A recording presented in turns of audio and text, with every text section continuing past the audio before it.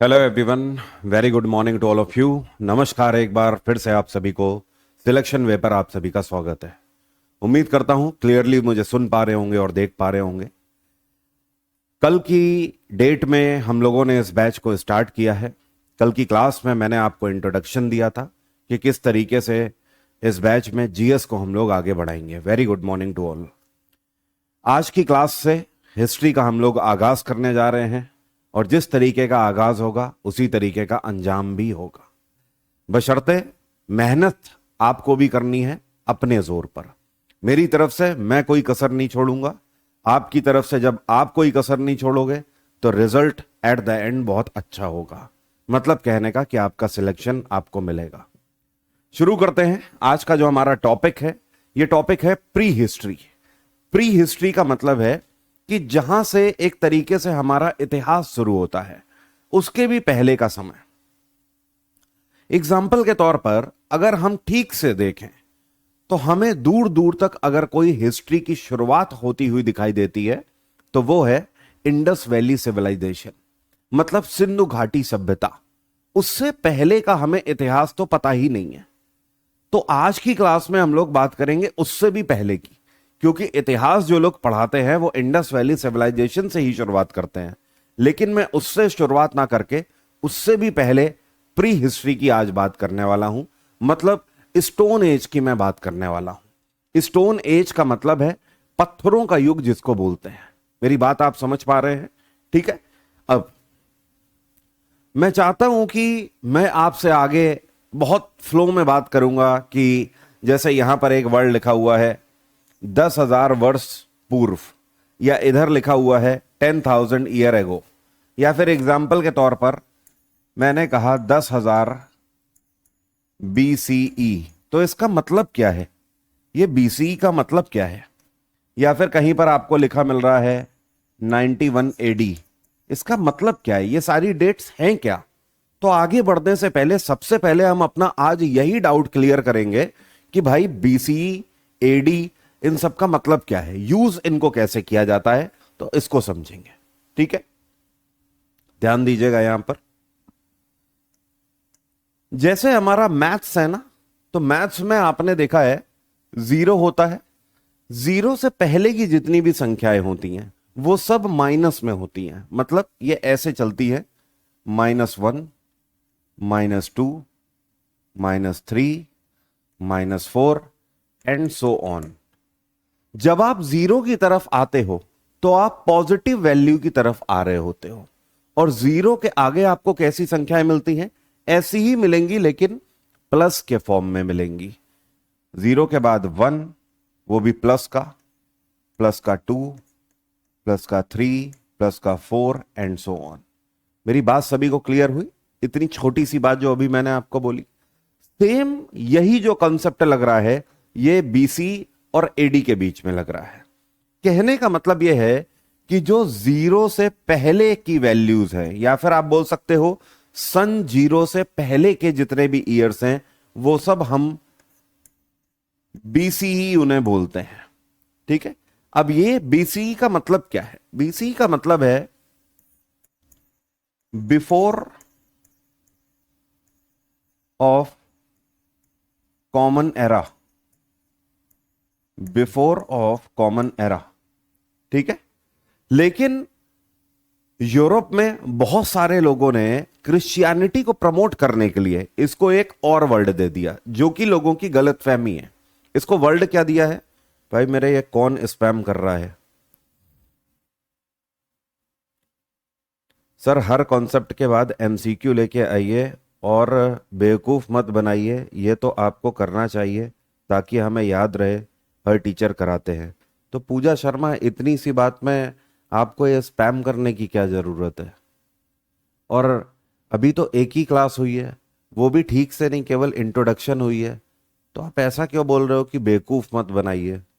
और मुझे आपको बेवकूफ बना के मिल ही क्या जाएगा? 3 बैच में ऑलरेडी खत्म कर चुका हूं, बैच 1, 2 और 3। आप इतना रूड होके क्यों बात कर रहे हो? उससे क्या हो जाएगा? मैंने आपका क्या ले लिया है ऐसा कि आप इतना रूड होके बात कर रहे हो? बेवकूफ मत बनाइए।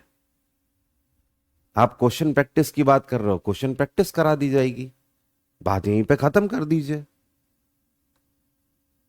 मेरी बात समझ रहे हैं आप? ये जो आप स्पैम कर रहे हो ना, ठीक है, आपका कहना है सर आपसे मैं पहले भी पढ़ चुकी हूं, आप एमसीक्यू नहीं कराते हैं, तो आप अब देख लीजिएगा। आप दूसरे जो स्टूडेंट्स हैं आप उनसे भी पूछे, मैं बीच बीच में एमसीक्यू प्रैक्टिस करा देता हूं। लेकिन अगर आप कहेंगे कि हर टॉपिक के बाद एमसीक्यू, तो फिर फाउंडेशन कैसे हो पाएगा? आप एक चीज देखिए ना, इसीलिए सिलेक्शन वे जीएस जो यूट्यूब चैनल है उस पे हमने एमसीक्यू की पूरी पूरी लेंदी क्लासेस डाली हुई हैं, 6-6 8-8 घंटे की। जब हमने एमसीक्यू प्रैक्टिस आपको फ्री में ही दे दी है, वो भी मेंस लेवल वाली, जो मेंस के बच्चों को इस बार प्रैक्टिस मैंने कराए थे, एडुकेटी बेस्ड मोस्ट इंपॉर्टेंट और टफ लेवल के क्वेश्चन। आप जाके एक बार देखिए सिलेक्शन वे जीएस चैनल पे, जहां पे एंशंट की 6 घंटे की क्लास पड़ी हुई है, मिडवल की 4 से 5 घंटे की क्लास, और अभी हाल ही में 9 घंटे की क्लास मॉडर्न हिस्ट्री की भी पड़ चुकी है। तो वो चीज तो फ्री में ही आपको मिल रही है। हम यहां पे फाउंडेशन करा रहे हैं, ना कि हम यहां पे क्वेश्चन प्रैक्टिस। लेकिन हाँ, बीच बीच में मैं क्वेश्चन प्रैक्टिस भी कराता हूं।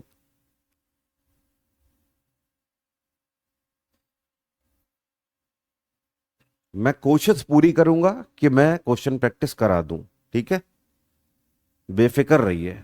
आप अगर यहां पे ज्यादा ध्यान देंगे तो बेटर होगा सभी के लिए। मैं आप सभी को बोल रहा हूं, प्लीज स्पैम मत करिएगा। अब देखिए इसको बोलते क्या है, before of common era. Before of common era इसका करेक्ट मीनिंग है, लेकिन क्रिश्चियनिटी को प्रमोट करने के लिए यूरोपियन रीजन में लोगों ने इसे कहना शुरू कर दिया बिफोर क्राइस्ट। क्राइस्ट का मतलब उन्होंने इस वजह से इसको प्रमोट करना शुरू किया कि ईसा मसीह के जन्म के पहले का समय। अब ईसा मसीह का जन्म कब हुआ था यह भी ध्यान रखिएगा। जो जीसस क्राइस्ट का जन्म है, इनका जो जन्म हुआ था, यह हुआ था करीब करीब माना जाता है 6 से 4 बीसीई में। ध्यान रखना माइनस में चलेगा, अगर बीसीई है तो माइनस में चलेगा, ठीक है। जब आप इधर की तरफ आएंगे तो प्लस की तरफ आएंगे, जब आप पीछे की तरफ जाएंगे तो आप माइनस में जाएंगे, ऐसे, ठीक है। या आप ये बोल सकते हो, जब आप जीरो की तरफ आएंगे तो आपको घटती हुई संख्या दिखाई देगी, जब आप पीछे की तरफ जाएंगे तो बढ़ती हुई संख्या दिखाई देगी। तो ऐसा माना जाता है कि जीसस क्राइस्ट का जन्म 6 से लेकर 4 बीसी के बीच में हुआ होगा। बट जनरल तौर पर यूरोपियन रीजन में उन्होंने उसको बिफोर क्राइस्ट बोल दिया, जबकि सही वर्ड बिफोर क्राइस्ट नहीं है, सही वर्ड है बिफोर ऑफ कॉमन एरा। अब जो जीरो के बाद के ईयर्स हैं हमारे, उनको क्या बोलते हैं? उनको हम लोग बोलते हैं एनो डोमिनी। क्या बोलते हैं? एनो डोमिनी, या ब्रैकेट में एडी, इसको हम लोग बोलते हैं, ठीक है। अब हिंदी की अगर बात करें तो जो बीसी है इसी को क्या बोल देते हैं? ईसा पूर्व बोलते हैं। क्या बोलते हैं? ईसा पूर्व। अब ये हिंदी का वर्ड वहां पे तो दिया नहीं गया था, तो हिंदी का वर्ड जो आज की डेट में आपको मिल रहा है ना, ईसा पूर्व, इसका मतलब ही है ईसा मसीह से पूर्व का समय, जीरो से पूर्व का समय, ठीक है। जबकि यहां पर एनो डोमिनी का मतलब क्या होता है? तो एनो डोमिनी एक लैटिन भाषा का वर्ड है, और लैटिन में एनो डोमिनी का मतलब होता है हमारे प्रभु के वर्ष में, हमारे प्रभु के वर्ष में, ठीक है। अब आपको इससे भी क्लियर हो रहा है कि हां, जीरो में कहीं ना कहीं यूरोपियन रीजन में यह मान्यता है कि हां, ये ईसा मसीह के जन्म का समय है। यही कारण है कि जीरो के बाद के जितने भी ईयर हैं उन सभी को मार्क करने के लिए उन्होंने इसको एनो डोमिनी नाम दिया। एक चीज आपके दिमाग में आ रही होगी कि कई बार जब आप पढ़ते हैं तो आपको पता लगता है कि बार बार बात हो रही है कि इंग्लिश के जितने भी वर्ड हैं वो सब लैटिन भाषा से आए हुए हैं, ठीक है। जैसे कि एग्रीकल्चर हो गया, ये लैटिन भाषा से ही निकला हुआ वर्ड है। इवन मैं आपको बताऊं, अंग्रेजी के 60% करीब वर्ड जो है वो लैटिन से ही निकले हैं। अब ये लैटिन भाषा इतनी ज्यादा इंपॉर्टेंट क्यों है? उसका कारण यह है कि प्राचीन काल में एक रोमन अंपायर हुआ करता था। क्या हुआ करता था? Roman umpire. और रोमन अंपायर में सबसे ज्यादा तौर पर बोले जाने वाली भाषा या आप ये बोल सकते हो वहां की आधिकारिक भाषा जो थी वो थी क्या, लैटिन भाषा। ठीक है, तो लैटिन भाषा रोमन अंपायर की ऑफिशियल लैंग्वेज थी। तब तक अंग्रेजी का कोई उत्थान ही नहीं था। ठीक है, अंग्रेजी कोई नहीं जानता था। लैटिन वर्ड जो है ये काफी खड़े वर्ड हैं। जैसे कि आप ये बोल सकते हो हमारे देश में आप पंजाब और हरियाणा की तरफ जाएं तो वहां पर आपको खड़ी बोली मिलेगी, बहुत ज्यादा ठेठ बोली मिलेगी। वैसे ही यूरोपियन रीजन में जो लैटिन भाषा है ये थोड़े कड़े शब्दों वाली भाषा थी। आगे चल के इसी भाषा से कई पोलाइट वर्ड निकाले गए। ठीक है, जैसे कि फ्रेंच बनी इसी से, स्पेनिश बनी इसी से, इटालियन बनी इसी से, पोर्चुगीज बनी इसी से। ठीक है, तो पुर्तगाली भाषा, इटली की भाषा, स्पेन की भाषा या फिर फ्रांसीसी भाषा, ये सब लैटिन की ही देन है और ये काफी पोलाइट वर्ड से मिलाकर बनाई गई भाषाएं हैं। यही कारण है कि यूरोपियन रीजन में इन चारों भाषाओं को क्या बोला जाता है, रोमांस लैंग्वेज भी कहा जाता है। क्या कहा जाता है, रोमांस लैंग्वेज, क्योंकि इनका ओरिजिन है लैटिन भाषा और लैटिन भाषा काफी सख्त लहजे वाली भाषा थी, वॉरियर्स की भाषा कहलाती थी। उसको बड़ा पोलाइट करके ये भाषाएं बनाई गई हैं। यही कारण है कि ये रोमांस लैंग्वेज कहलाती है। और आज की डेट में जो अंग्रेजी भाषा जो कि यूनिवर्सल लैंग्वेज कही जाती है उसके 60% वर्ड निकले हुए लैटिन से ही है। तो क्लियर हो रहा है कि ये बीसी और एडी का दबदबा कहां से बना हुआ है, ये बीसी और एडी वर्ड कहां से निकल के आए हुए हैं। क्लियर हुई इतनी बात सभी को? बहुत छोटी सी चीज मैंने आपको बताई हुई है। इतिहास को आगे समझने से पहले आपको यह पता होना चाहिए कि बीसी और एडी का कंसेप्ट क्या है। आई होप इतनी बात सभी को समझ आ गई होगी। अब सीधे आगे बढ़ते हैं। यह टाइमलाइन है जो कि आपको ध्यान रखना होगा। जैसे कि जब हम बात करते हैं 2 लाख बिफोर क्राइस्ट से 3500 बिफोर क्राइस्ट तक, ठीक है, तो आप देखिए 2 लाख वर्ष पहले, वो भी 0 के 2 लाख वर्ष पहले से लेकर 3500 बिफोर क्राइस्ट तक का जो समय है इसको हम लोग बोलते हैं प्री हिस्टोरिक पीरियड, प्रागैतिहासिक काल। मतलब कहने का यह है कि जब इतिहास भी नहीं बना है उससे भी पहले का समय। इसकी खास बात क्या है, मानव इतिहास का प्रारंभिक चरण है जब कोई लेखन प्रणाली मौजूद नहीं थी। इंसान बिल्कुल खाना बदोश जिंदगी जिया कर सकता था, हो सकता है बिना कपड़ों के रहता हो, हमें नहीं पता, हम केवल अंदाजा लगा पाते हैं। लेकिन यह कैसा युग था, पत्थरों का युग था। उसके बाद जो टाइम पीरियड है 3500 से लेकर 1500 बिफोर क्राइस्ट तक, जिसको हम लोग प्रोटो हिस्ट्री पीरियड बोलते हैं या अर्ध ऐतिहासिक काल बोलते हैं। दरअसल ये वो टाइम पीरियड है जिसमें हमें इंडस वैली सिविलाइजेशन के बारे में पता लगता है और यहां पर जो लेखन है वो चालू हो चुका था। हमें जो दीवारों में इंडस वैली सिविलाइजेशन में लिखावटें मिलती हैं वो कुछ इस तरीके के सिंबल्स के फॉर्म में मिलते हैं। हालांकि ये बात है आज तक हम लोग इसको पढ़ नहीं पाए हैं। ठीक है, कई दूसरी और लैंग्वेज हैं प्राचीन काल की, जैसे ब्राह्मी हो गई, खरोष्ठी हो गई, पाली भाषा हो गई, उनको हम पढ़ पाते हैं। प्राकृत हो गई, उनको हम पढ़ पाते हैं, डिकोड कर पाए, लेकिन हम इस भाषा को डिकोड आज तक नहीं कर पाए। तभी यहां पर मैंने लिख दिया है कि लेखन ज्ञात था, कि ये लोग लिख तो पाते थे लेकिन हम उसे पढ़ नहीं पाए हैं अभी तक। और इसके बाद 1500 से लेकर आज तक का जितना भी टाइम पीरियड है इसको हम लोग हिस्टोरिक पीरियड बोलते हैं, जहां से प्रॉपर लेखन के एविडेंसेस हमें मिलते हैं या आप बोल सकते हो लिखित प्रमाण पत्र हमें मिलते हैं। यह आपका वैदिक पीरियड से लेकर आज तक का समय है। मतलब पहले इंडस वैली सिविलाइजेशन है, इंडस वैली सिविलाइजेशन के बाद वैदिक पीरियड है और वैदिक पीरियड में ही वेदों की रचना करी गई है। और वहां से लेकर आज तक आप कितनी किताबें देख रहे हो वो सब हमारी हिस्ट्री का ही हिस्सा है। तो आज की क्लास में हम लोग ना इसकी बात कर रहे हैं ना इसकी बात कर रहे हैं, हम लोग किसकी बात करने जा रहे हैं, इस टेन्योर की बात करने जा रहे हैं। मेरी बात आपको समझ आई? क्योंकि अगली क्लास में हम लोग बात करेंगे इंडस वैली सिविलाइजेशन की एंड देन हम लोग वैदिक पीरियड में आएंगे, फिर हम लोग हिस्ट्री के अंदर प्रॉपरली एंटर कर जाएंगे। सभी को क्लियर है इतनी बात? सभी को क्लियर है इतनी बात कि हम लोग कहां पर इस टाइम पर फोकस्ड है? हम लोग दरअसल बात करने वाले हैं 2 लाख से लेकर 3500 बिफोर क्राइस्ट के बीच में। अब इस बीच में क्योंकि लेखन प्रणाली मौजूद ही नहीं थी, कुछ लिखा ही नहीं गया है, तो सिर्फ हम पत्थरों के थ्रू अंदाजा लगा पाते हैं। हमें जिस तरीके के पत्थरों की बनावट मिली है अलग अलग तरीके की, उससे हम अंदाजा लगाते हैं कि क्या क्या होता रहा होगा यहां पर। अगर इस पूरे टेन्योर की हम बात करें, बहुत बड़ा टाइम पीरियड है ये, 2 लाख बीसी से पहले, करीब करीब 2 लाख वर्ष का इतिहास। लेकिन इसमें अगर हम बात करें तो ना ही हमें युद्धों के बारे में पता है, ना ही हमें संधियों के बारे में पता है, ना ही किसी राजा महाराजा के बारे में पता है। क्यों? एट द एंड उसका कारण है कि लेखन प्रणाली मौजूद ही नहीं थी। तो जब कुछ लिखा ही नहीं गया है तो हमें पता ही नहीं है, लेकिन हम अंदाजा लगाते हैं कि यह पूरा पत्थर का युग हुआ करता होगा, क्योंकि जिस तरीके के पत्थरों की बनावट हमें मिली हुई है उससे पता लगता है कि इंसान किस तरीके से प्रगति कर रहा था। तो स्टार्ट करते हैं इस टेन्योर को। जो हमारा पाषाण काल है, जो पत्थरों का युग है, उसको भी हमने 3 हिस्सों में विभाजित किया हुआ है। कौन सा? सबसे पुराना जो टाइम पीरियड है 2 लाख से लेकर 10,000 बीसी तक, इसको हम लोग बोलते हैं पूरा पाषाण काल। अंग्रेजी में बोले तो पैलियोलिथिक पीरियड। लिथिक का मतलब क्या है? पाषाण। लिथिक का मतलब क्या है? पाषाण, स्टोन या पत्थर आप बोल सकते हो। और पैलियो का मतलब क्या है? ओल्ड। तो ये सबसे पुराना पाषाण काल है। उसके बाद उससे नया आया जो कि 9000 से लेकर 4000 बीसी तक के बीच का समय है।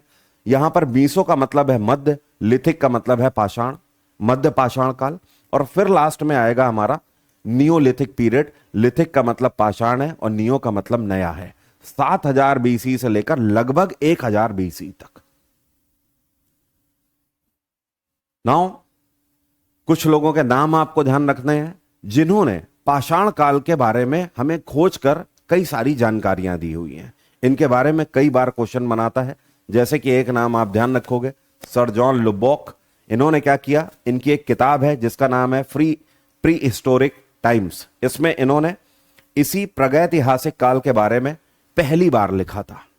यही वो व्यक्ति हैं जिन्होंने अपनी किताब में लिखकर हमें बताया कि एक पूरा टेन्योर या इतिहास का एक हिस्सा ऐसा भी है जहां पर सिर्फ और सिर्फ पत्थरों की ही इंपॉर्टेंस हुआ करती थी। इंसान का जो जीवन है वो पूर्ण रूप से पत्थरों पर ही बेस्ड था या पाषाण के ऊपर ही बेस्ड था। और इसी को इन्होंने क्या नाम दिया? Pre historic period. दूसरा नाम आप ध्यान रखोगे, ये भारत के लिए बहुत इंपॉर्टेंट है। इनका नाम है रॉबर्ट ब्रूस फुट। इन्होंने क्या किया? 1863 में तमिलनाडु में पल्लवरम में पहली बार पूरा पाषाण उपकरण खोजे थे। मतलब ये वो व्यक्ति हैं जिन्हें पाषाण काल के नोक और धारदार पत्थर मिले पहली बार। कहां पर? तमिलनाडु रीजन में। तो इन्होंने यह भी बताया कि भारत भी इसका हिस्सा रहा है। भारत में भी पाषाण काल में लोग हुआ करते थे। और फिर आप एक नाम ध्यान रखोगे, अरुण सोनाकिया। इनका नाम आप क्यों ध्यान रखोगे? मध्य प्रदेश में हथनोरा में इन्होंने होमो इरेक्ट की खोपड़ी की खोज करी। मतलब ये पहले ऐसे व्यक्ति हैं जिन्होंने पाषाण काल के टेन्योर के मानो स्केलेटन का जो हेड है उसकी खोज करी। उसकी जो खोपड़ी है वो इन्हें जमीन के नीचे मिली। तो ये 3 नाम बहुत इंपॉर्टेंट हैं। कैसे कैसे क्वेश्चन पूछेगा? क्वेश्चन ऐसे पूछता है कि सबसे पहले प्रागैतिहास के बारे में अपनी किताब में बताने वाला व्यक्ति कौन है? आंसर होगा सर जॉन लुबॉक। दूसरा आपसे क्वेश्चन पूछेगा भारत में पाषाण काल के बारे में सबसे पहले ज्ञात करने वाले व्यक्ति कौन है? तो आपका आंसर होगा रॉबर्ट ब्रूस फुट। और तीसरा क्वेश्चन ऐसे पूछा जाता है कि पाषाण काल में इंसान के होने के अवशेष सबसे पहले किसने ज्ञात किए? तो आंसर होगा अरुण सोनाकिया। नाउ भारतीय पुरा पाषाण काल के विकासात्मक चरण कैसे हैं?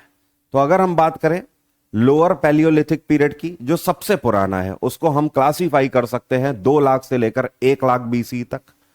मिडिल पैलियोलिथिक की अगर हम बात करें, मतलब आप देख रहे हो अब हम केवल पुराने पाषाण की ही बात कर रहे हैं, हम पैलियोलिथिक की बात कर रहे हैं, मीसोलिथिक या नियोलिथिक की हम बात नहीं कर रहे हैं। पैलियोलिथिक की भी जब हम बात करें तो उसको भी हमने 3 काल में बांट दिया है। लोअर पैलियोलिथिक सबसे पुराना, उससे नया मिडिल पैलियोलिथिक और उससे भी नया अपर पैलियोलिथिक। ठीक है, क्योंकि जब हम छोटे छोटे हिस्सों में इनको डिवाइड कर लेंगे तो हम आसानी से समझ पाएंगे। नाउ सबसे पहले वाले की बात करते हैं, लोअर पैलियोलिथिक की। 2 लाख से लेकर 1 लाख बिफोर क्राइस्ट तक का ये जो समय है। अब इसके बारे में हमें कहां से पता लगा? तमिलनाडु में पल्लवरम में जो हमें पहली बार पता लगा, तो यह हस्त कुठार के बारे में पता लगा। हस्त कुठार है क्या? पत्थरों की ऐसी बनावट जिसको हाथों में लेकर डेली के आदमी काम अपने आसान करता हो। हमें आइडिया मिलता है, हमें जिस तरीके से पत्थरों की बनावट मद्रास वाले रीजन में मिली हुई है, वहां से हमें पता लगता है कि इंसान का लगभग जो जीवन पूरा हुआ करता था, उसमें सबसे ज्यादा इंपॉर्टेंस पत्थर ही रखता था। अब यहां पर पत्थरों की बनावट हमें कैसे मिली हुई है? हमें जिस तरीके के भी उपकरण मिले हुए हैं, चाहे वो नुकीले हों, चाहे वो लंबे धारदार हों, हर तरीके के पत्थर के बारे में हमें यह पता लगा है कि वो पेबल्स से बनाया हुआ है। पेबल्स जानते हैं? इस तरीके के गोल चोट वाले पत्थर होते हैं जो कि नदी के किनारों पर आपको मिलते हैं।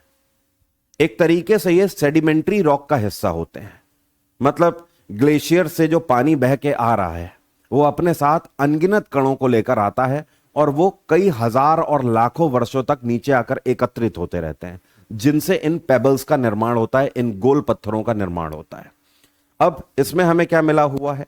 जैसे कि पानी के घर्षण से चिकने किनारों वाले पत्थर के टुकड़े हैं, इन्हीं को अलग अलग फॉर्म में जो बनाया गया है, वही हमें मद्रास के कल्चर से मिला हुआ है।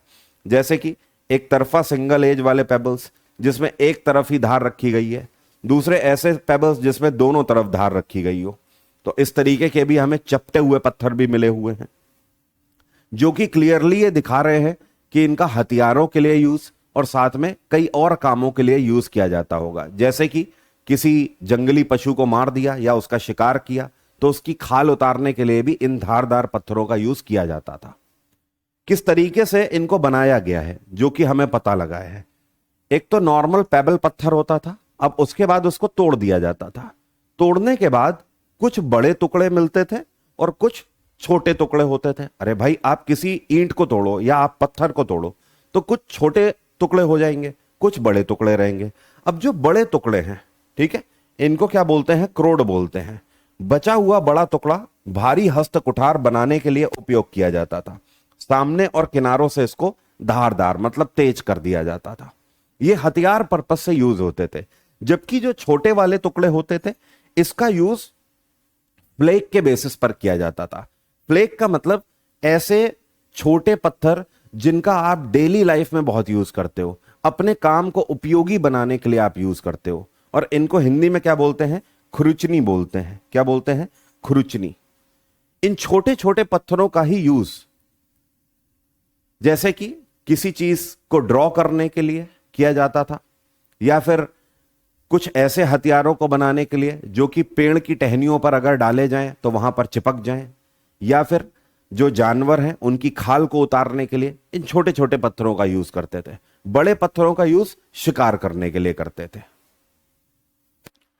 अब हमें ये कहां से मिले हुए हैं? तो हमारे भारत में 5 ऐसी साइट हैं जहां से हमें पैलियोलिथिक पीरियड, और वो भी लोअर रीजन, सबसे पुराने पैलियोलिथिक के बारे में पता लगता है। मतलब 2 लाख से लेकर 1 लाख बिफोर क्राइस्ट तक के बीच के समय के बारे में कहां कहां से पता लगा है?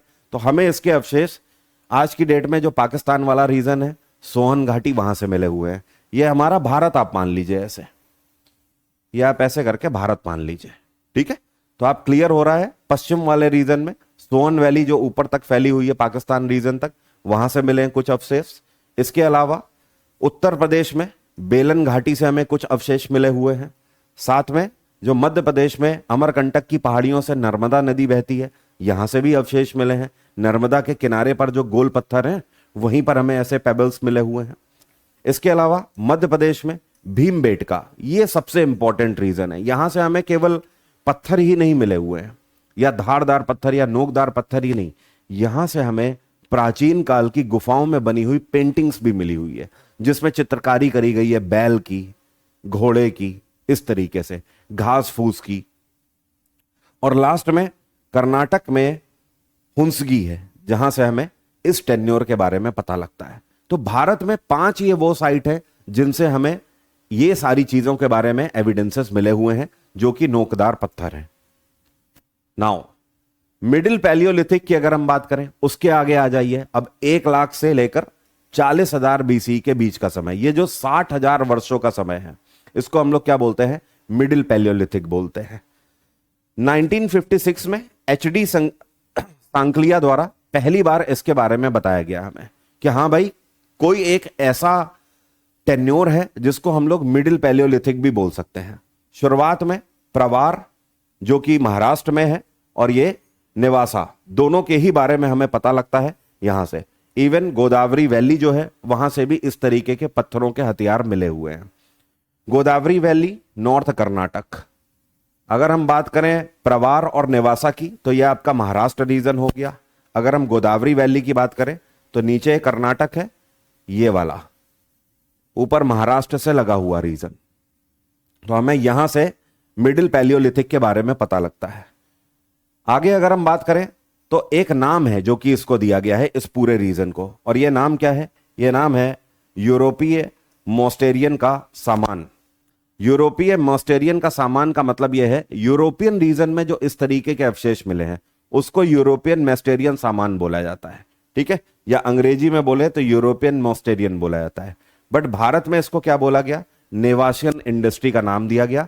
वो भी क्यों? क्योंकि नेवासा रीजन में ये सारी चीजें ज्यादा तौर पर मिली हुई हैं। अब ये जो टाइम पीरियड है इसमें आप देखोगे टूल्स ज्यादा बेहतर हो गए। जो आपका लोअर पैलियोलिथिक है उससे ज्यादा बेहतर टूल यहां पर हो गए।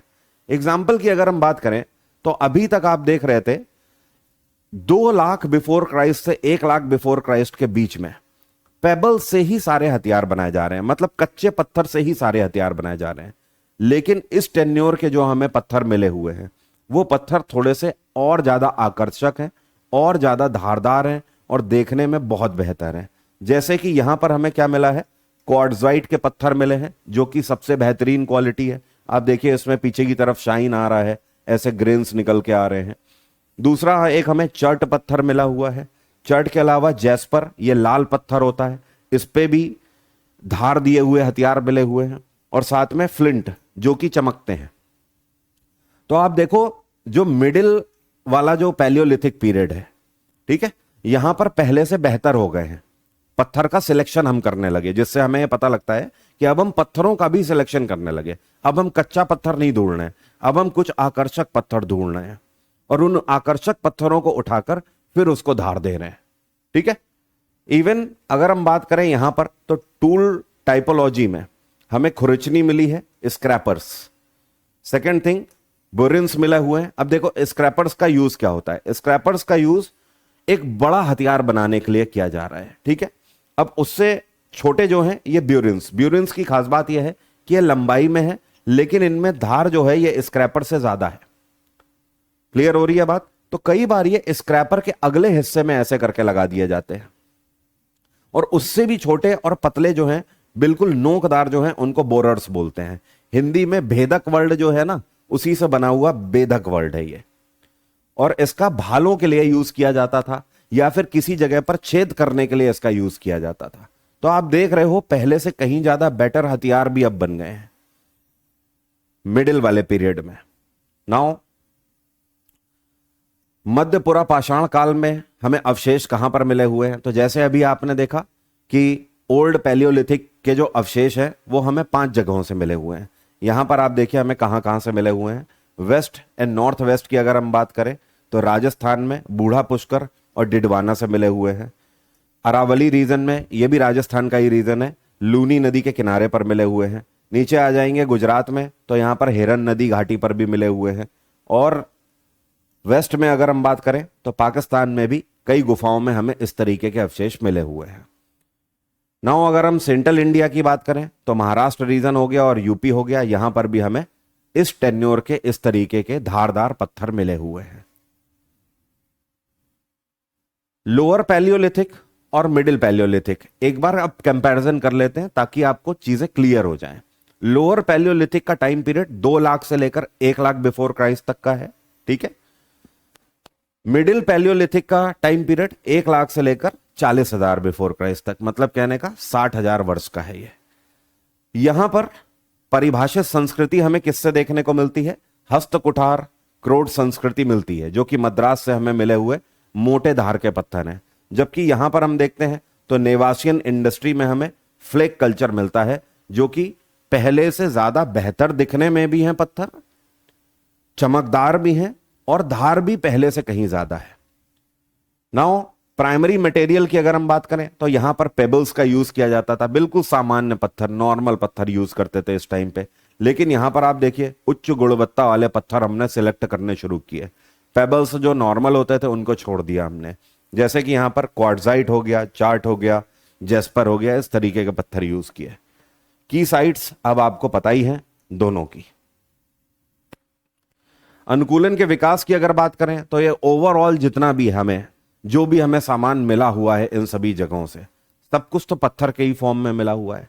तो इसका यूज क्या था? जाहिर सी बात है, जो इंसान था वो अपने जीवन यापन के लिए इसका यूज करता था, अपनी तकनीकी गतिविधियों के लिए इसका यूज करता था, जैसे कि कुल्हाड़ी बनाने के लिए, कहीं पर ड्रिल करने के लिए, छेद करने के लिए, गड्ढा खोदने के लिए, इंसान को दफनाने के लिए, इन सभी औजारों का यूज करता था। अपनों को सुरक्षित करने के लिए, जंगली जानवरों से बचने के लिए, या उनका शिकार करने के लिए। तो ओवरऑल जब आप देखो इस पूरे फ्रेम को तो हमें पता लगता है कि पाषाण मतलब पत्थर ही सबसे ज्यादा इंपॉर्टेंट था, इंसान के पास और कुछ था ही नहीं इसके अलावा। एट द एंड यही हमारी सभ्यता की नींव रखता है। यही आगे चल के आप देखोगे, अभी जो आपने देखा पैलियोलिथिक पीरियड में, तो यहां पर इंसान बिल्कुल खाना बदोश है। ज्यादातर पृथ्वी के भाग में बर्फ ही जमी हुई थी, इंसान गुफाओं के अंदर ही रहता था, उन्हीं गुफाओं में डिपेंडेंट था। गुफा नहीं मिल रही है तो पैदल चलना पड़ेगा, खुद का कुछ नहीं बना पा रहा है। लेकिन आप देखोगे इन्हीं पत्थरों पर आगे की हमारी सभ्यता बेस्ड हो जाएगी। इंडस वैली सिविलाइजेशन में जाके लोग जो बड़ी बड़ी इमारतें बनाएंगे, ईंट के जो घर बनाएंगे, पक्की ईंट के घर बनाएंगे, वो सब भी किस पर बेस्ड है?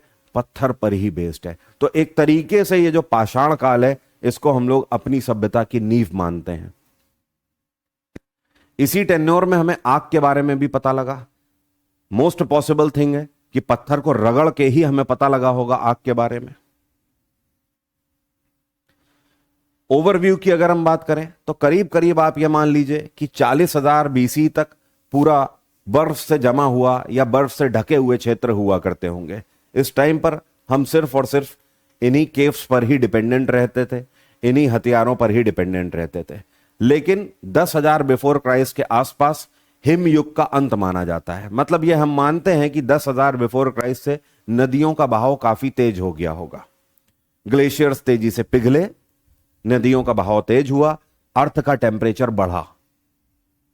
नाउ थोड़ा और आगे आते हैं तो 9,000 BC में हमें उसके आसपास रहन सहन के भी संसाधन देखने को मिलते हैं कि इंसान ने नाव का आविष्कार कर लिया होगा, इंसान छोटे छोटे अपने फूस के घर बनाकर रहने लगा होगा। And at the end 4,000 BC तक आते आते हमें पता लगता है कि हम पूरे पूरे गांवों की फॉर्म में रहने लगे, हम पशुओं का पालन ठीक तरीके से करने लगे। अभी तक हम शिकार करते थे जहां पशुओं का, अब हम खेती बाड़ी जानने लगे, और जब हम खेती करने लगे तो हमने पशुओं का शिकार करना कम कर दिया, उन्हीं पशुओं को हम पालने लगे अपने घरों में। तो ये एक तरीके से इस पूरे एज के बदलाव की नींव है। फाइनल आइस एज जो कि 40,000 से 10,000 BC के बीच में माना जाता है। जलवायु की अगर बात करें तो हमें लगातार यह देखने को मिलता है कि पृथ्वी हमारी तब भी गर्म हो रही थी और आज भी आप देखिए लगातार गर्म होती जा रही है। रीजन कौन है? इंसान, ह्यूमन बीइंग। इंसानों की तादाद लगातार बढ़ रही है, जिसकी वजह से अर्थ का टेम्परेचर भी बढ़ रहा है। आज की डेट में क्लाइमेट को हम प्रोटेक्ट करने में लगे हुए हैं, लेकिन डिक्लाइन तेजी से कर रहे हैं, क्योंकि हमें आज की डेट में इतने ज्यादा रिसोर्सेस चाहिए, इतना ज्यादा आराम चाहिए कि हम क्लाइमेट को भूल चुके हैं। आज हमें अपने बंगले बनाने हैं, अपनी बिल्डिंगें बनानी है, जिसके लिए हम लगातार इस क्लाइमेट को हार्म कर रहे हैं। तब भी ये हो रहा था, ये आज भी ये हो रहा है। अदरवाइज हमारी जो अर्थ है वो इतनी तेजी से टेम्परेचर लूज ना कर रही होती। एक टाइम था जब ग्लेशियर्स पिघलने शुरू हुए, नदियों का बहाव बहुत तेज था। आज आप देखिए दुनिया भर में कई ऐसी नदियां जो कि 20-30 साल पहले तक बहुत तेज बहाव में बहती थी, आज उनमें सूखा पड़ने लगा है। तो हम जब पूरी हिस्ट्री की जर्नी देखते हैं तो हमें पता लगता है ये कोई आज की देन नहीं है। बस अंतर इतना है कि तब हम विज्ञान से परिचित नहीं थे, तो जो डिक्लाइन था उसकी गति धीमी थी। आज हम विज्ञान के इतने यूज कर रहे हैं, इतनी जगहों पर बॉम्ब फेंक रहे हैं, इतनी जगह पर न्यूक्लियर टेस्ट कर रहे हैं, जिसकी वजह से लगातार क्लाइमेट जो डिक्लाइन हो रहा था धीमे धीमे, उसकी गति भी तेज हो गई है। बस अंतर इतना है, अदरवाइज डिक्लाइन तब भी हो रहा था, डिक्लाइन आज भी हो रहा है, just because of human being. तभी कल की क्लास में मैंने आपको यह बताया था सबसे पहले कि हम हिस्ट्री पढ़ते क्यों हैं, इन्हीं कॉन्सेप्ट को समझने के लिए, इन्हीं पैटर्न्स को हम समझने के लिए पढ़ते हैं। यह मैं आपको बता चुका हूं, इसमें कुछ भी बताने वाली बात नहीं है कि जो बड़े पत्थर हैं उनको ब्लेड के पर्पस में यूज करते थे, जो इस तरीके के पर्पस है जिनको ब्यूरिन बोलते हैं, ठीक है, ये छोटे उपकरण होते थे, स्पेशली लकड़ी या हड्डी पर नक्काशी के लिए उपयोग किए जाते थे, ठीक है, और अगर लंबे धारदार हैं तो उनका यूज होल वगैरह करने के लिए करते थे। उच्च पुरा पाषाण काल के जो खानाबदोश जीवन था उसमें इंसान किन चीजों पर डिपेंड रहता था, जैसे कि यहां पे हमें इनकी जीवन शैली के बारे में पता लगता है। जीवन शैली कैसी थी? खानाबदोश थे। खानाबदोश का मतलब एक जगह नहीं रुकते थे। अगर ग्रुप में चल रहे हैं, 2 4 5 10 लोग चल रहे हैं, तो आज किसी गुफा में रुक गए, कल कोई गुफा पसंद आ गई वहां रुक गए। इनको बोलते हैं खानाबदोश, एक जगह पर ना टिकने वाले, जो कि गुफाओं, जंगलों, पेड़ों की शाखाओं, इन पर पूर्ण रूप से आश्रित होते थे। अगर हम भोजन की बात करें तो इनका भोजन मांस होता होगा, फल होता होगा, पेड़ों की जड़ें होती होंगी। ऑब्वियस सी बात है, क्योंकि एग्रीकल्चर जानते नहीं थे। जब एग्रीकल्चर नहीं जानते हैं तो या तो शिकार करते होंगे। वस्त्रों की अगर बात करें तो हमें ऐसे कोई अवशेष नहीं मिलते हैं इस पैलियोलिथिक पीरियड में, वस्त्र के कोई अवशेष नहीं मिलते हैं। तो ऑब्वियस सी बात है, हम ये समझ सकते हैं या तो वो बिना कपड़ों के घूमते होंगे, और या फिर जो पशु हैं उनकी खाल बनाकर, या फिर पेड़ों के पत्तों से अपना बना लेते होंगे जो भी कपड़े वगैरह है, लेकिन सिले हुए कपड़े नहीं पहनते थे। स्टिचिंग के साक्ष्य हमें नहीं मिलते हैं, ठीक है। नाउ फायर जो है ये एक टर्निंग पॉइंट रहा। इसी स्टोन एज में ही इंसान ने आग की खोज करी, जो कि आगे चल के कुकिंग का हमारी संसाधन बनी, आगे चल के जंगली जानवरों से रक्षा का भी संसाधन बनी। जब हम बर्थ ऑफ आर्ट की बात करते हैं तो अभी मैंने आपको बताया था, ये जो साइट है मध्य प्रदेश की भीमबेटका, ये साइट इंपॉर्टेंट सबसे ज्यादा इसलिए है क्योंकि यहां पर इन गुफाओं में हमें वो धारदार नुकीले पत्थर तो मिले ही हैं, साथ में इन गुफाओं में जो हमें नक्काशी मिली हुई है, या आप बोल सकते हो जो पेंटिंग मिली हुई है, इस पेंटिंग को आप क्लियरली देख सकते हो। इसमें जंगली जानवर, इसमें पालतू जानवर, इसमें इंसान को दर्शाया गया है। इंसान के हाथों में अलग अलग तरीके के औजारों को दर्शाया गया है, जो कि यह बताता है कि इंसान का जीवन इसी तरीके का हुआ करता होगा। मोस्ट ऑफ द केसेस में लाल रंग का यूज किया गया है या सफेद रंग का यूज किया गया है सबसे ज्यादा तौर पर।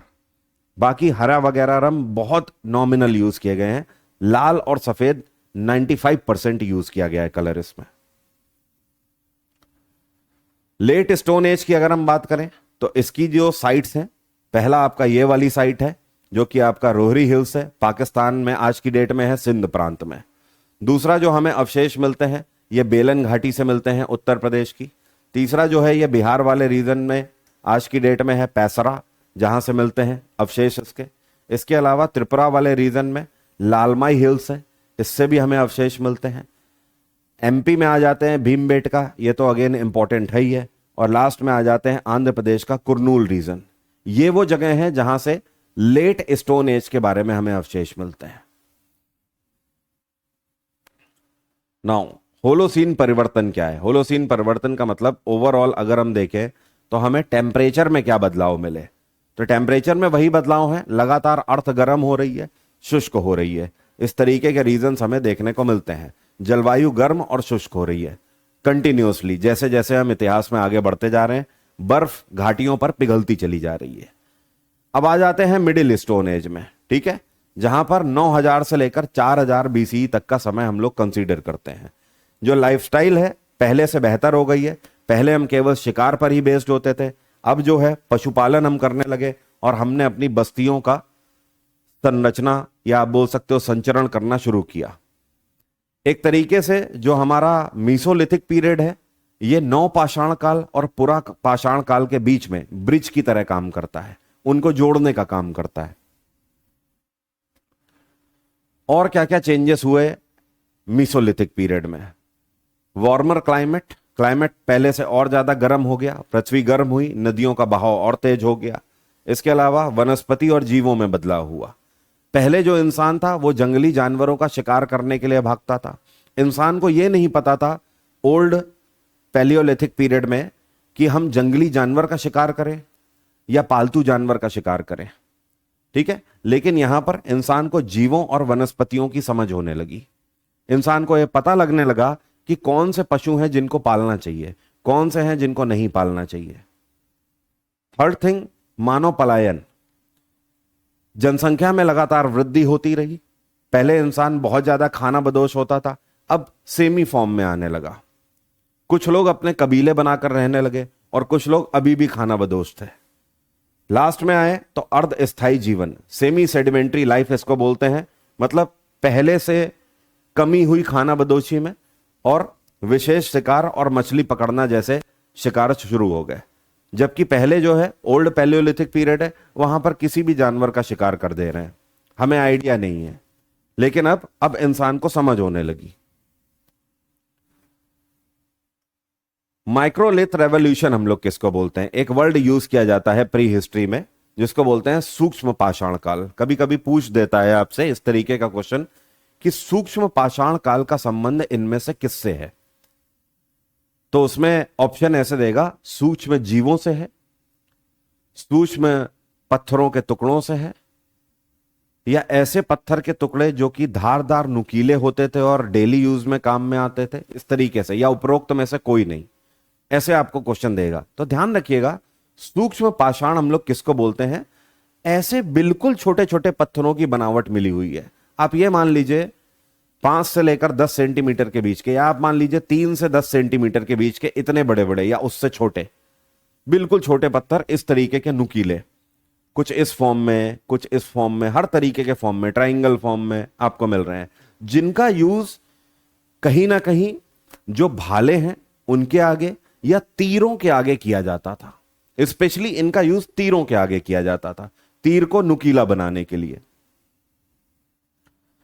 यहां पर समझते हैं यूज कैसे करते थे। या तो ब्लेड के फॉर्म में भी करते थे, कोर के फॉर्म में भी करते थे, चारों तरफ से नुकीला है, चारों तरफ से धारदार है, गोल फॉर्म में है, या फिर ये पॉइंट फॉर्म में है जिसका भाला बनाने के लिए यूज करते थे, या तीर का एक बड़ा हिस्सा बना सकते हैं। छोटे ट्राइंगल फॉर्म में भी मिले हैं, चंद्राकार फॉर्म में भी मिले हुए हैं, और समलंब भी मिले हुए हैं। तो ये कई सारे फॉर्म के हमें मिले हुए हैं जो कि कहीं ना कहीं लकड़ी या हड्डी पर लगाकर तीर और भाले बनाने के काम आते होंगे, क्योंकि इसके अलावा इनका यूज हमें मिलता नहीं है और किसी तरीके से। पशुपालन और बस्तियां अब होने लगी। पहले हम लोग पशुपालन नहीं करते थे, अब हम जानवरों के करीब आने लगे। साथ में अपनी बस्तियों का निर्माण करके इंसान रहने लगा। मिडिल स्टोन एज में अपर पैलियोलिथिक और मीसोलिथिक के बीच में अंतर क्या है? मतलब कहने का कि जो पूर्व पाषाण काल है, जो सबसे पुराना पाषाण काल है, उसका आखिरी स्टेज और मीसोलिथिक का बिल्कुल स्टार्टिंग स्टेज, इसके बीच में अंतर क्या है? तो टाइमलाइन देख लीजिए, 40,000 से 10,000 बिफोर क्राइस्ट। यहां पर हम बात कर रहे हैं 9 से लेकर 4,000 बिफोर क्राइस्ट। जलवायु जो है ये लगभग शुष्क हुआ करती थी और बर्फ से ढकी होती थी, लेकिन यहां पर वार्मर हो गई, जिसकी वजह से नदियां वगैरह बहने लगी, वनस्पतियों का निर्माण होने लगा। यहां पर लार्ज फ्लेक्स मिले हैं, ब्लेड्स मिले हैं, बुरिन्स मिले हैं, बड़े बड़े हथियार मिले हुए हैं, जबकि यहां पर छोटे हथियार मिले हुए हैं 1 से लेकर 8 सेंटीमीटर तक के, और उससे कहीं ज्यादा धारदार। लाइफस्टाइल की बात करें तो खाना बदोश जीवन यहां पर रहते थे, कहीं पर भी रह जाते थे, लेकिन यहां पर बस्तियों का निर्माण होने लगा और ग्रुपिंग में रहने लगे।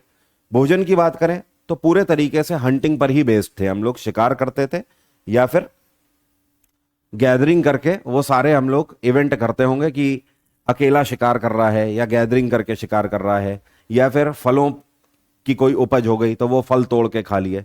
लेकिन यहां पर पूर्ण रूप से बांस हो गए, ठीक है, फिशिंग हमने करी, हंटिंग करी, और साथ में जो डॉग्स हैं उनको हम लोगों ने पालतू बनाना शुरू किया।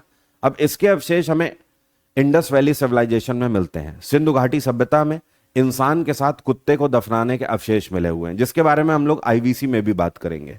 ठीक है, तो कुत्ता जो है इसके हमें बहुत पुराने अवशेष मिले हुए हैं कि यह हमारा पालतू रहा है। Then the leap towards civilisation. अब हम लोग आगे आ रहे हैं, जो मीसोलिथिक पीरियड है, जो मध्य पाषाण काल है, उसके भी आगे एक तरीके से, जिसको हम लोग बोलते हैं नियोलिथिक एज, नौ पाषाण काल, पत्थर के युग का सबसे आखिरी स्टेज, जिसका टाइम पीरियड लगभग हम लोग मानते हैं 8000 से 6000 बीसी या उसके भी आगे इवन, लेकिन इसकी शुरुआत हम लगभग यहां से मानते हैं। ठीक है, long term experimentation over generation, मतलब ये जो टेन्योर हमें मिला है, ये जो सबसे लास्ट का पाषाण काल है, यहां पर हमें यह पता लगता है कि हम अपनी जनरेशंस, अपनी कई पीढ़ियों में एक्सपीरियंस लेते हुए आए हैं, जिससे कि हमें क्या मिला, लोकल एनवायरमेंट कंडीशंस मिली, domestics of plants and animals, हमें यह पता लगा कि हमें कौन सी वनस्पतियां खानी है, कौन सी वनस्पतियां कंज्यूम नहीं करनी है। हमें एनिमल्स के बारे में भी पता लगा कि कौन से एनिमल डोमेस्टिक फॉर्म में है, मतलब जिनको हम पालतू बना सकते हैं, और कौन से जंगली हैं। पहले हमें यह सारी समझ नहीं थी। और क्या हमें समझ आई कि हमारा जीवन कैसे बेहतर हो सकता है।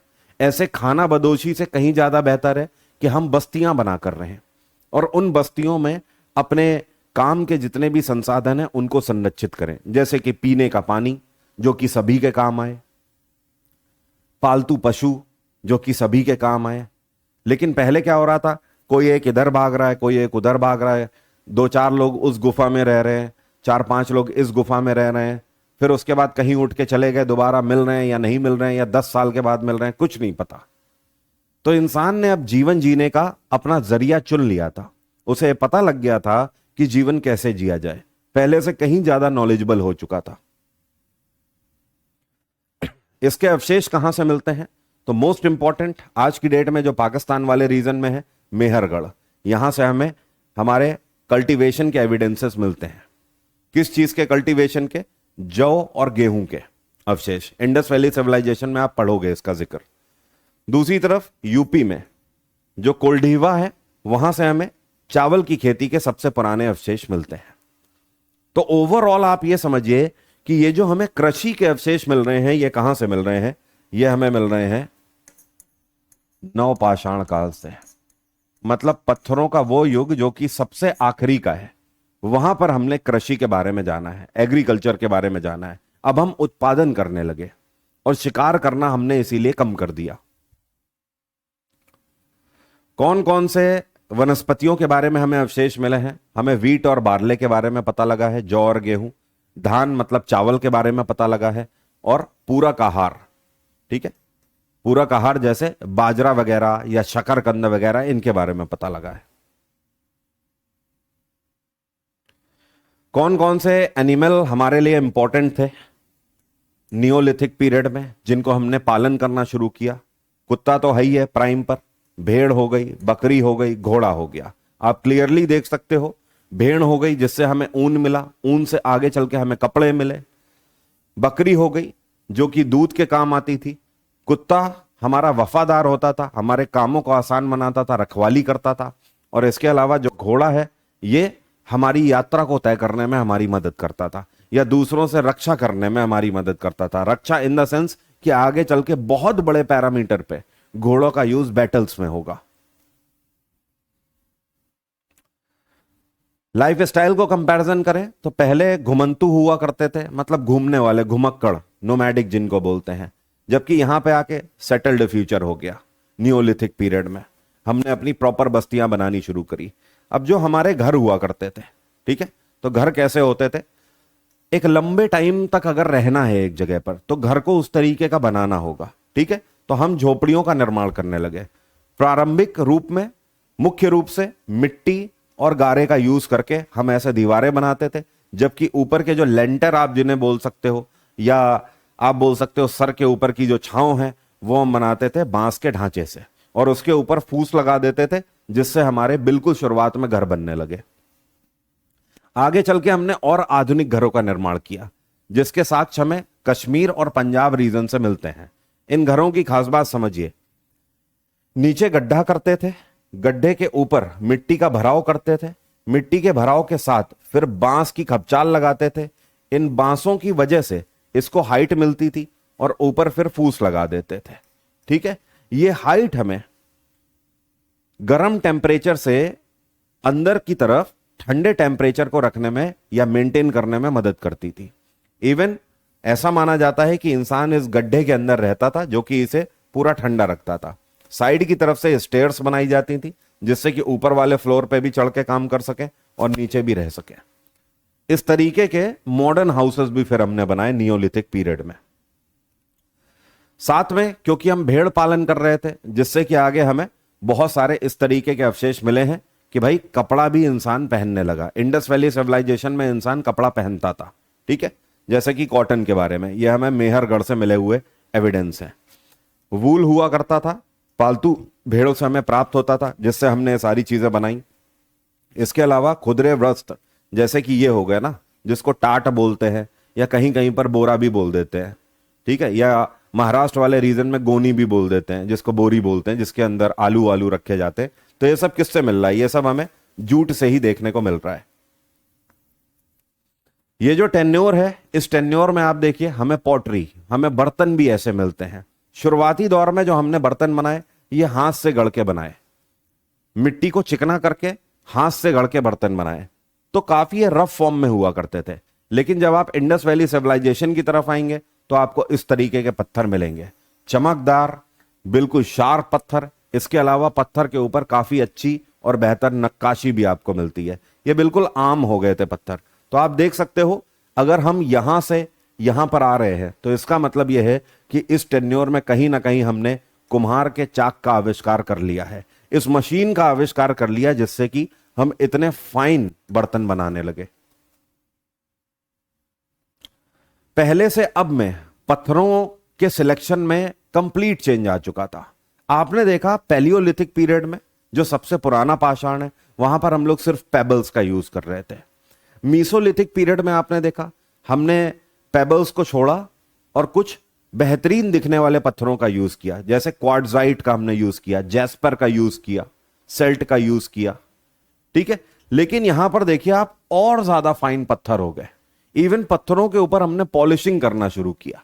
ठीक है, जैसे कि सेल्ट के आकार के, कुल्हाड़ी के आकार के, छेनी के काम के लिए, मूसल हो गया किसी चीज को ठोकने के लिए। ठीक है, इसके अलावा तीर के आगे लगाने के लिए इन्हीं पत्थरों का यूज होता था और आरी बनाने के लिए ये सब कुछ इन पत्थरों से होता था। ओवरऑल पत्थर की जो फॉर्म है वो पहले से कहीं ज्यादा बेहतर हो गई। हमारा जो पत्थर का सिलेक्शन है वो भी पहले से कहीं ज्यादा बेहतर हो गया। अगर हम बिलीफ्स की बात करें तो जैसे जैसे हम नियोलिथिक पीरियड की तरफ आ रहे हैं, मतलब नवपाषाण काल की तरफ आ रहे हैं, आप देखोगे कि इंसान का बिलीफ अब नेचर से हटता जा रहा है थोड़ा। ठीक है, पहले इंसान अगर बिलीव करता होगा तो किस पर करेगा आप खुद बताइए। जो वो बर्फ में रह रहा है, गुफाओं में रह रहा है, खाना बदोश जीवन जी रहा है, किस पे बिलीव करता होगा? सिर्फ एक चीज पर, और वो क्या है? नेचर। नेचर के अलावा तो नहीं कर सकता ना किसी पे बिलीव। या तो पानी पर करेगा, या पृथ्वी पर करेगा, हवा पर करेगा, इसी पर बिलीव करेगा। लेकिन अब देखिए जैसे जैसे हम लोग नियोलिथिक पीरियड की तरफ आ रहे हैं हमने अपने देवी देवता चुनने शुरू कर दिए। यहां पर आप देखिए जादुई धार्मिक प्रथाओं के विकास की अनुमति दी गई जो कृषि उर्वरता को गहराई से जोड़ती है। हमने यहां पर मात्र देवी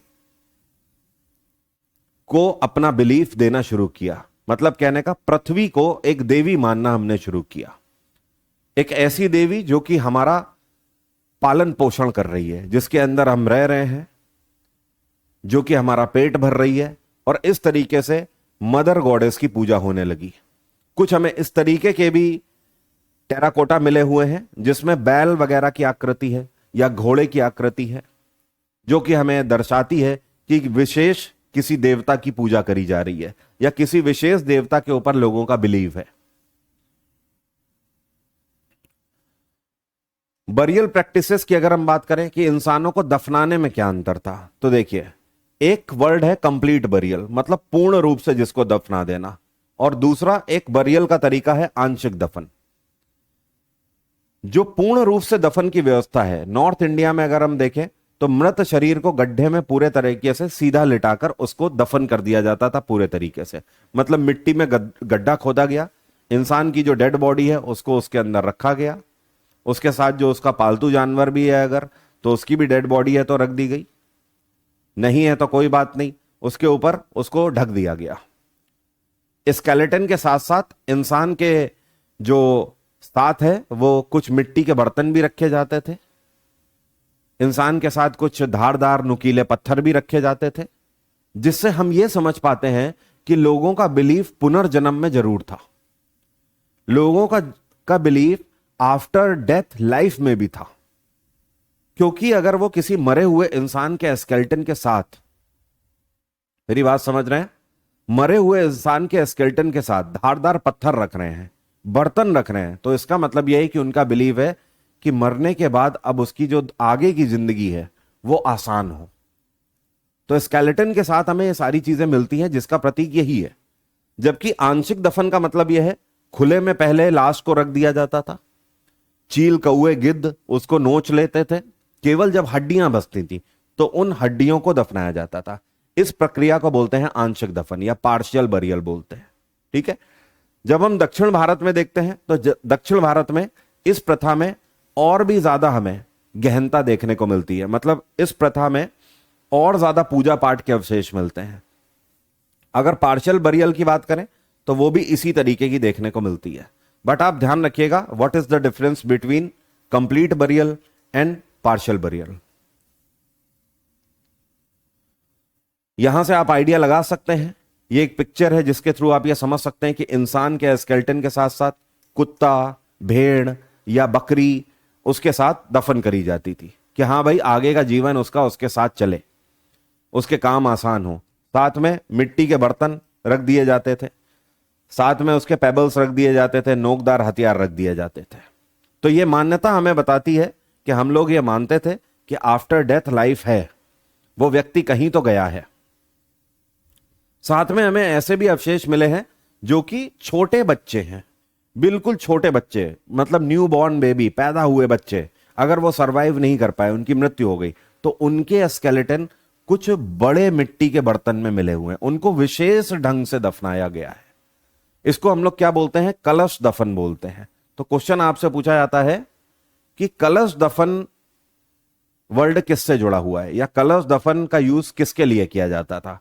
ऑप्शन दे देगा, छोटे बच्चों के लिए, भेड़ बकरियों के लिए, वयस्क इंसान के लिए, इस तरीके से ऑप्शन देगा। तो ध्यान रखिएगा, कलश दफन छोटे बच्चों के लिए किया जाता था।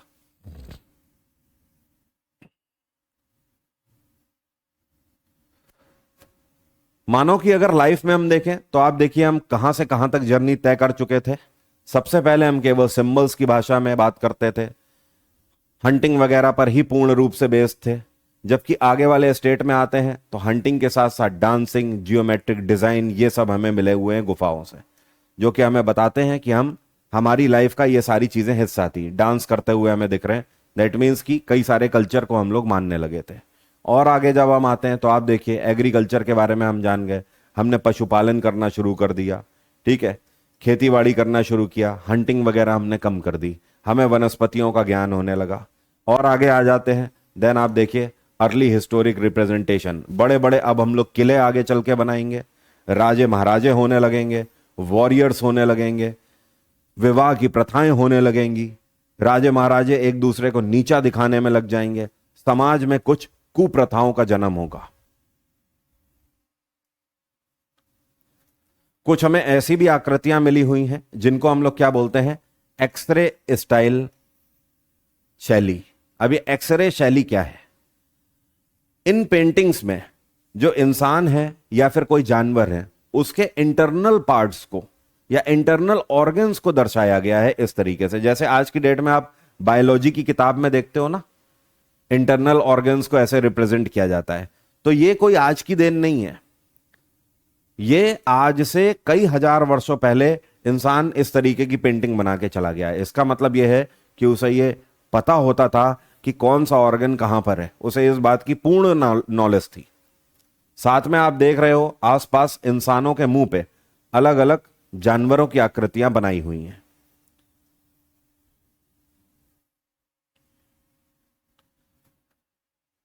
पेंटिंग से और हमें क्या मिलता है? जैसी पुरुषों की पेंटिंग मिल रही है, हमेशा हमें देखने को मिलता है उनके हाथ में धनुष बाण है या भाले हैं या कटार है, जिससे हमें पता लगता है कि पुरुष का ध्यान जो है वो शिकार पर केंद्रित होता होगा, कि पुरुष जाता होगा घर के लिए खाना लाने। अब खाना कैसे लेकर आएगा? शिकार करेगा। साथ में पुरुषों को जो इन पेंटिंग्स में दर्शाया गया है, गुफाओं में जो पेंटिंग मिली है उसमें हमेशा खुले बालों को लेकर दर्शाया गया है, जबकि दूसरी तरफ महिलाओं की जो पेंटिंग बनाई गई है वो खाना वगैरह बनाते हुए बनाई गई है। तो आप ये बोल सकते हो कि जो महिलाएं हैं उनका भोजन संग्रहण और तैयारी पर केंद्रित था ध्यान। साथ में महिलाओं के बालों को गुथा हुआ दर्शाया गया है, ठीक है, बंधा हुआ दर्शाया गया है, चोटी की फॉर्म में दर्शाया गया है, जबकि पुरुषों के बाल बिल्कुल खुले हुए दर्शाए गए हैं। यह आपको पता ही है, विश्वास प्रणालियां हमारी मृत्यु के बाद की थी, और इस तरीके से इतना सिस्टमैटिक रूप से अगर दफनाया जा रहा है, इसका मतलब हमारा मृत्यु के बाद का जो जीवन है उस पर बिलीफ बहुत ज्यादा था। कहां कहां से हमें ये मीसोलिथिक पीरियड की साइट्स जिनके बारे में पता लगा है, अभी हम लोग पहले भी डिस्कस कर चुके थे, यहां पर एक बार फिर से दे दिया है ताकि आपको पीडीएफ में रिवीजन करने के लिए आसान हो जाए। निर्णायक मोड़ कहां से मिलता है? 7000 से 6000 बीसी के बीच में हमारे बीच में काफी बदलाव आया। पहले शुद्ध शिकार संग्रहण अर्थव्यवस्था से प्रारंभिक पशुपालन की ओर हम लोग अब बढ़ गए। तकनीकी छलांग हुई, पहले से हर एक चीज में हमने बेहतर किया, चाहे शिकार से एग्रीकल्चर में आना हो, चाहे हमारे वेपन्स की बात हो, चाहे हमारे लाइफ स्टाइल की बात हो, चाहे नेचुरल रिसोर्सेस का यूज करने की बात हो, हर एक चीज में हमने एक लंबी छलांग मारी है। ओल्ड पाषाण काल से, या आप बोल सकते हो पूर्व पाषाण काल से नव पाषाण काल की ओर। तो ये एक तरीके से हमारी पूरी जर्नी को वर्णित करता है, ठीक है। और इस पर एक ग्रेट डिबेट भी रहती है कि हाँ भाई इंसान ने ऐसा किया होगा, वैसा किया होगा, सबके अपने अपने तथ्य हैं। बट एक कॉमन एजम्पशन यह है कि हम इस चीज को नकार नहीं सकते कि इंसान की शुरुआत बहुत पहले से हो गई थी। ना ही हम नकार सकते हैं पत्थरों के इस युग को, ना ही हम उनके बिलीफ सिस्टम को नकार सकते हैं। ये सारी चीजें पूर्ण रूप से मौजूद हमें मिली हुई हैं। तो ये ओवरऑल हमें दर्शाता है कि यहां जो पाषाण काल है वो किस तरीके से चला और फाइनली हम लोग कहां तक पहुंचे। एट द एंड आते आते अब जब इंडस वैली सिविलाइजेशन की शुरुआत होगी, मतलब हम मानव बस्तियों का निर्माण कर चुके हैं, हम ये सारी टेक्निक्स और ट्रिक्स जानते हैं, हमारे घर इस तरीके से प्रॉपर फॉर्म में बने रहने लगे। जब हमें इंडस वैली सिविलाइजेशन में खुदाई हमने करी तो हमें राख के पहाड़ भी मिले। ये राख के पहाड़ हमें जब मिले तो हमें पता लगा कि इंसान जो है वो इन मवेशियों के बाड़े और गोबर जलाने का भी काम करता था। मतलब जो जानवरों का, भेड़ बकरियों का जो गोबर है, गाय भैंस का जो गोबर है, उसको इंसान जलाता भी होगा, जलाकर ऑब्वियस सी बात है कुकिंग करता होगा। तो यही कारण है कि हमें इंडस वैली सिविलाइजेशन में राख के बड़े बड़े पहाड़ भी मिले हुए हैं, जो कि ये दर्शाते हैं कि हम आग के बारे में जान चुके थे और बहुत बेहतर फॉर्म में जान चुके थे। मीसोलिथिक से अब नियोलिथिक में एक बार देख लेते हैं क्या अंतर आया। हंटिंग और गैदरिंग पहले थी, जबकि यहां पर एग्रीकल्चर और प्रोडक्शन पर हमने ध्यान दिया। यहां पर गुफाओं में हम रहा करते थे, जबकि यहां पर हम लोगों ने मिट्टी के घर और गर्त आवास भी बनाए, मतलब जमीन के नीचे जो कि ठंडे रहते थे घर। यहां पर क्या हुआ, छोटे पत्थरों का यूज हो रहा था, जबकि आपका इससे पहले वाले टाइम पे पैलियोलिथिक पीरियड में बड़े पत्थरों का यूज हो रहा था। मीसोलिथिक में छोटे पत्थरों का यूज हो रहा है, जबकि यहां पर पॉलिश किए गए पत्थरों का यूज हो रहा है। अब यहां पर जंगली जानवरों का भी हम शिकार कर देते थे और उनका भी यूज खाने के लिए करते थे, क्योंकि हमें नॉलेज नहीं थी। लेकिन यहां पर पालतू पशुपालन हमने करना शुरू किया। तो आप देख रहे हो सोशल चेंजेस बहुत सारे आ गए हैं। एंड फाइनली सबसे ज्यादा इंपॉर्टेंट जो है वो मध्य प्रदेश में भीमबेटका साइट है, जिससे हमें बहुत ज्यादा चीजों के बारे में पता लगा हुआ है। तो ये आपका स्टोन एज है। जितना मैक्सिमम हो सकता था उतना मैक्सिमम मैंने इसको एक्सपेंड करके आपको बताया है, एक एक चीज खोल के। कल भी मैंने आपको बताया था कि मैं एंशिएंट से अगर शुरू करूंगा तो एंशिएंट थोड़ी सी फैक्ट बेसिस पर ज्यादा है, जहां पर चीजें आपको समझनी होगी। लेकिन एक बात बताऊं, एंशिएंट सबसे आसान भी है, इसीलिए क्योंकि एंशिएंट में कोई इफ एंड बट नहीं है। एंशिएंट में कोई कहानियां आपको बहुत ज्यादा नहीं मिलती हैं। तो केवल जो फैक्ट है एक बार आपने पढ़ लिया आपको याद हो जाते हैं, जबकि मिडिवल और मॉडर्न इंटरेस्टिंग बहुत है लेकिन वो थोड़ी सी टफ भी है। कारण क्या है, वहां पर कहानियां हैं, अलग अलग बुक्स में अलग अलग तथ्य हैं। तो एंशंट से ही स्टार्ट कर रहे हैं, नहीं ये सारी चीजें लिखनी नहीं पड़ेंगी। एक बार फिर से बता देता हूं, कल भी मैंने आपको बताया था कि नोट्स कैसे मेंटेन करने हैं। कल भी मैंने आपको बताया था कि जितना मैं यहां पर स्लाइड्स में पढ़ा रहा हूं ये सब आपको नोट नहीं करना है। आप खुद सोच कर देखिए, जितनी भी स्लाइड्स में मैंने आपको पढ़ाया ये सब आपको पीडीएफ फॉर्म में तो मिल ही जाना है। थोड़ी देर में क्लास जैसे ही आपकी रिकॉर्डेड फॉर्म में अपलोड होगी वहीं नीचे पीडीएफ का ऑप्शन आएगा, डाउनलोड कर लीजिएगा, ये पूरी एनोटेशन के साथ आपको मिल जाएगी। तो फिर आप कॉपी में क्यों नोट करने में टाइम जाया करोगे। मैंने आपको कल बताया था ना, आपको नोट्स बनाने हैं। अब कैसे नोट्स बना सकते हो देख लीजिए, लेकिन बार बार क्लास में नहीं बताऊंगा, आज फिर से बता रहा हूं। कल भी मैंने कहा था ये बार बार नहीं बताऊंगा। नोट्स अगर बनाने हैं सीधे एक पेज में नोट्स बन जाएंगे इतने आज की पूरी क्लास के। स्टोन एज 3 कौन से सर ने पार्ट बताए, पैलियोलिथिक पीरियड, मीसोलिथिक पीरियड और नियोलिथिक पीरियड। हिंदी में लिखना चाहे हिंदी में लिख लीजिए, पूर्व पाषाण काल, मध्य पाषाण काल, नव पाषाण काल। अब यहीं पर इनके टाइम पीरियड लिख लीजिए, ठीक है। अब पैलियोलिथिक में भी हमने 3 हिस्सों में डिवाइड किया, वो भी लिख लीजिए नीचे। मीसोलिथिक में लिख लीजिए, नियोलिथिक में लिख लीजिए, ठीक है। अब चेंजेस क्या थे, तो यहां पर 2 पॉइंट डाल दीजिए। शिकारों पर ही जीवन था, खाना बदोश जीवन था, आइस एज भी इसको कहा जाता है। जबकि मीसोलिथिक में आएंगे, शिकार से कृषि में परिवर्तित हुए, बस्तियां बनानी शुरू करी, ठीक है, और पालतू पशुओं का पालन शुरू किया। नियोलिथिक में आ जाइए, हथियारों में चेंज आया, पॉलिशदार हथियार बने, मानव बस्तियों का निर्माण हुआ, वनस्पतियों का ज्ञान हुआ, ये सारी चीजें खत्म हो गए, नोट्स खत्म हो गए। बस अब आप जब भी देखोगे इतना पढ़ लोगे आपको स्टोन एज के बारे में क्लियर हो जाएगा। पूरा स्टोन एज आपको इतनी स्लाइड्स थोड़ी पढ़नी होगी।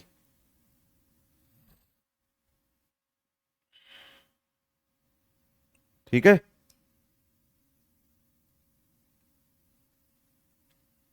सर 20 लाख बीसी, हाँ वो 20 लाख है, शुरू में मैंने बोला वो मिस इंटरप्रेट हो गया होगा, वो 20 लाख ही है। चेक किया हुआ है अंकिता, वो 20 लाख ही है। शुरू में मैंने 20 लाख ही बोला था, देन वो मिस इंटरप्रेट हो गया है।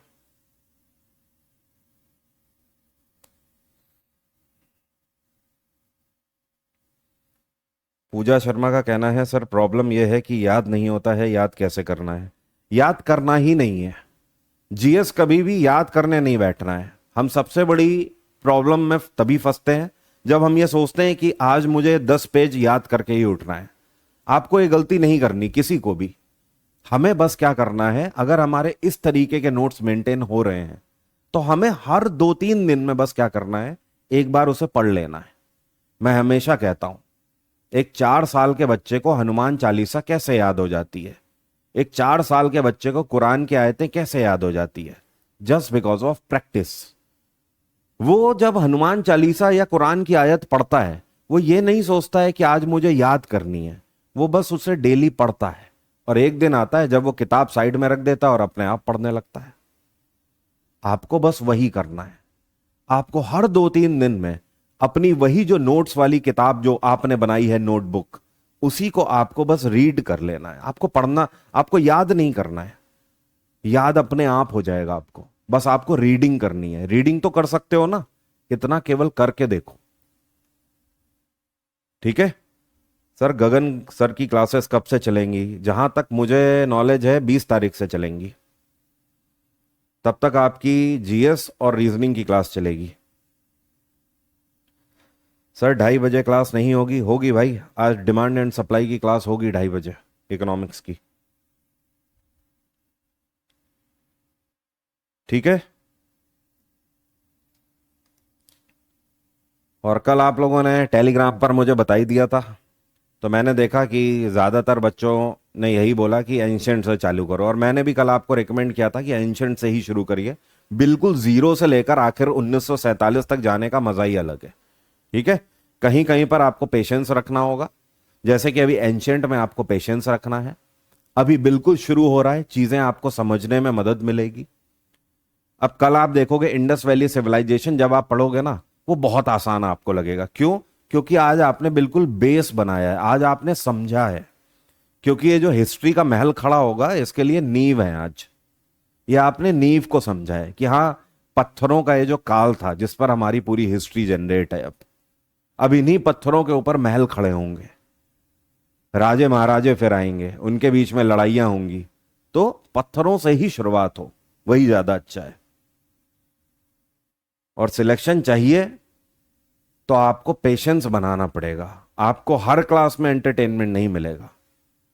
हो सकता है 4 क्लासों में एंटरटेनमेंट मिले, एक क्लास में फिर ना मिले, क्योंकि कुछ ऐसे टॉपिक है जिनमें एंटरटेनमेंट नहीं हो सकता। अब आप इन पत्थरों के बीच में कौन सा एंटरटेनमेंट ढूंढ लेंगे, आप बताइए, या कौन सी कहानी ढूंढ लेंगे?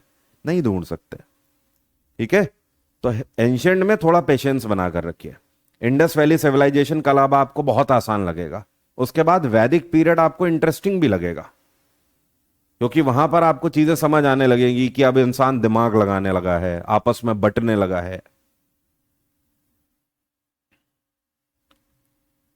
ठीक है, चलिए आज की बात यहीं तक रखते हैं। कल सेम टाइम पर मुलाकात होगी इंडस वैली सिविलाइजेशन में। और क्वेश्चन प्रैक्टिस के लिए टेंशन मत लीजिएगा। ऐसा भी हो सकता है कि मैं जैसे स्टोन एज और इंडस वैली सिविलाइजेशन कवर करूं, फिर दोनों की प्रैक्टिस एक ही क्लास में करा दूं, ऐसा भी हो सकता है। बट मैं प्रैक्टिस कराता रहूंगा, उसके लिए आप बेफिक्र रहिए एकदम। चलिए, thank you everyone, bye, take care, have a nice day, आपका दिन मंगलमय हो। जय हिंद, जय भारत।